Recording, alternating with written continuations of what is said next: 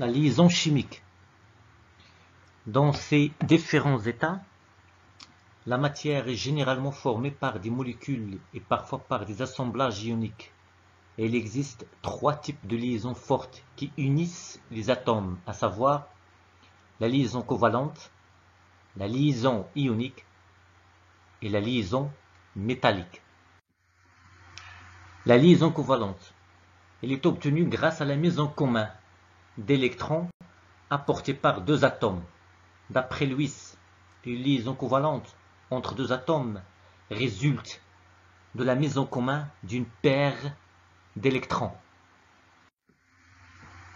Seuls les électrons de valence d'un atome peuvent être impliqués dans la formation des liaisons.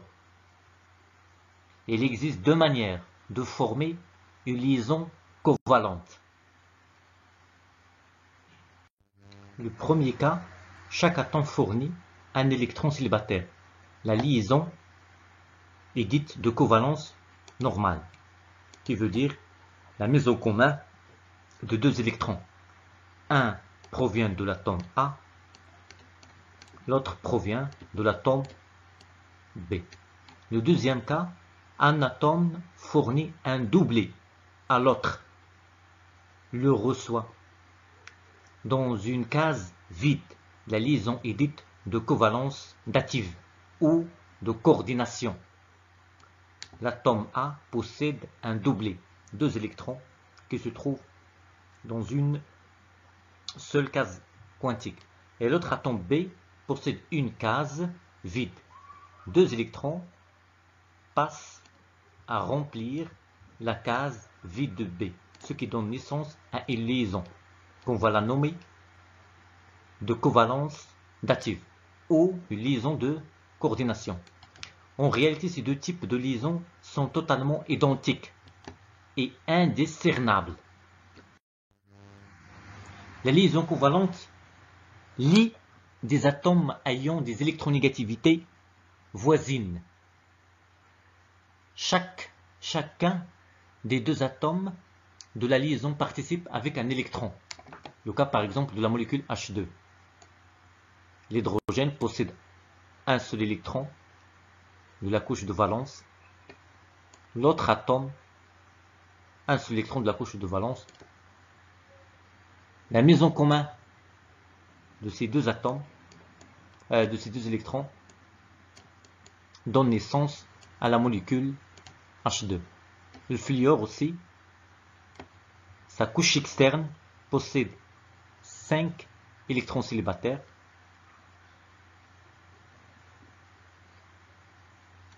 Trois doublés et un seul électron célibataire. L'autre atome, de la même manière, un électron célibataire va s'engager avec l'autre électron célibataire. Et on va voir la molécule F2. Liaison covalente de coordination. Un même atome utilise ces 2 électrons libres pour former une liaison covalente. On a dit un atome possède un doublet qui va loger dans la case vide de l'autre atome pour avoir la liaison. L'exemple de H3O+. Donc, l'hydrogène va perdre un électron, donc il possède une case vide. Et H2O, l'atome central c'est l'oxygène, il possède 2 doublets. Un doublet va loger dans la case vide de H+, ce qui donne naissance à cette molécule, H3O+.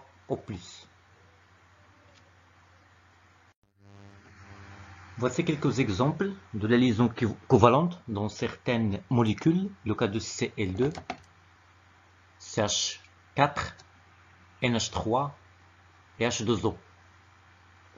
Règle d'octet.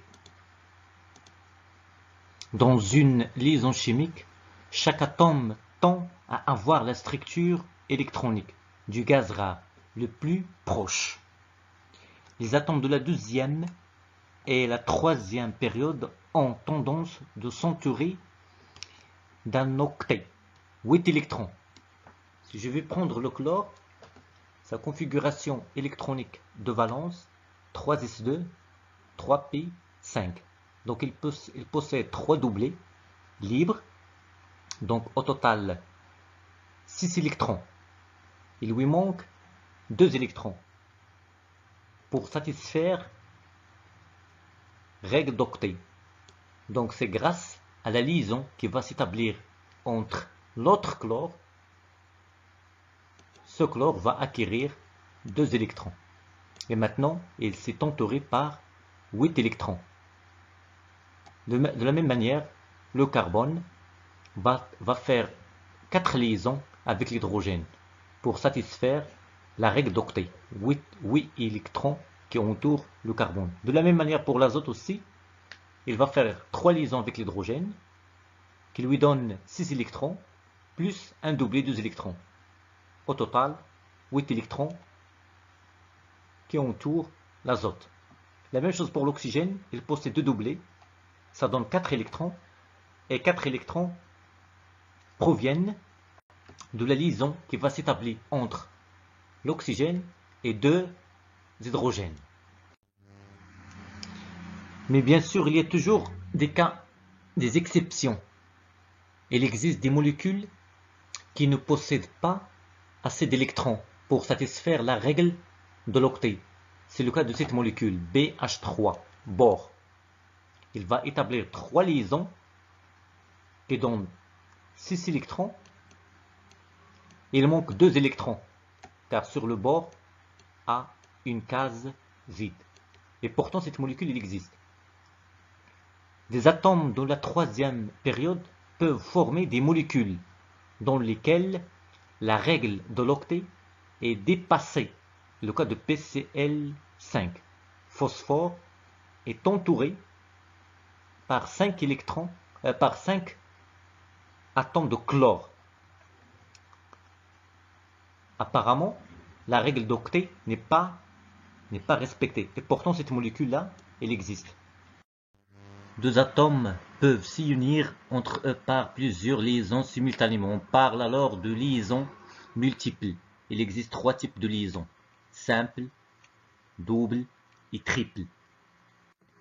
La notation de Lewis des atomes date de 1916 et qui veut dire chaque atome va être entouré par des électrons qui vont contribuer à la formation d'une liaison chimique. L'hydrogène possède un seul électron. Il va apparaître sur l'atome. Le lithium a 3 électrons, 1s2, 2s1. Un seul électron qui va contribuer à la formation d'une liaison. Il va apparaître sur l'atome. Le carbone possède 4 électrons célibataires qui entourent l'atome. L'oxygène possède 2 doublés et 2 électrons célibataires. Fluor a 7 électrons, 3 doublés et un seul électron célibataire. La structure de Lewis des molécules doit respecter certaines règles pour qu'on puisse la tracer. D'abord, il faut écrire les configurations électroniques des différents atomes. Repérer les électrons célibataires et les électrons appariés. Identifier l'atome central. Apparier les électrons liants engagés dans des liaisons. Faire apparaître les doublés non liants libres. Les techniques de construction des diagrammes moléculaires de Lewis. 1. Représenter les électrons de valence de chaque atome dans des cases quantiques. 2. Identifier l'atome central. Elle est généralement précisée, ou bien déjà soulignée. Dans le cas contraire, on prendra celui qui représente le centre de la molécule. Si on ne peut pas l'identifier, on prendra celui qui possède le plus grand nombre d'électrons célibataires. Si 2 atomes possèdent le même nombre d'électrons de valence, l'atome central sera le moins électronégatif. 3. Attribuer la charge que porte la molécule, dans le cas des ions moléculaires, à l'atome le plus électropositif. si la charge est positive. Dans le cas contraire, la charge négative sera attribuée à l'atome le plus électronégatif. 4. Exploiter la totalité ou le maximum des électrons de valence de l'atome central pour établir des liaisons pour les atomes latéraux. Dernièrement, construire le schéma de Lewis avec les diverses liaisons unissant l'atome central aux autres atomes. Ce qu'il faut retenir pour esquisser le diagramme de Lewis d'une molécule quelconque. Établir la configuration électronique, établir les électrons de valence, l'atome central est le moins électronégatif, ou bien l'atome qui possède le plus grand nombre d'électrons célibataires. Si la molécule est chargée, l'atome le moins électronégatif porte la charge positive. L'atome le plus électronégatif porte la charge négative. Enfin, on va établir les liaisons entre l'atome central et les atomes latéraux pour construire le schéma de Lewis. Voici un exemple dont on va essayer de construire le diagramme moléculaire de Lewis de cette molécule chargée négativement, où il y a le soufre et l'oxygène. Il faut bien sûr, la première chose, de déterminer l'atome central. Je vais me baser sur l'électronégativité. Les deux molécules appartiennent à la même colonne. L'oxygène, en bas de lui, le soufre. Donc j'en déduis que l'électronégativité de l'oxygène est supérieure à celle du soufre. Ceci me permet de déduire que le soufre, l'atome central, et les 4 atomes d'oxygène sont latéraux. Aussi, la charge négative est portée par l'oxygène. La configuration électronique de l'oxygène, 1s2, 2s2, 2p2, 2 atomes. Les 2 atomes vont être chargés négativement. 1s2, 2s2, 2p3. L'oxygène va gagner un électron. Le 4e oxygène de la même manière. 1s2, 2s2, 2p3. Pour le soufre, j'ai 1s2, 2s2, 2p6, 3s2, 3p4. La couche de valence, 3s2, 3p4.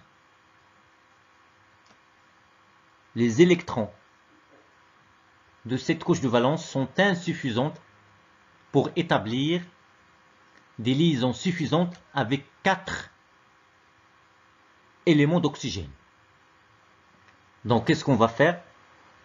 On va passer à l'état excité, vu que le soufre possède N égale à 3.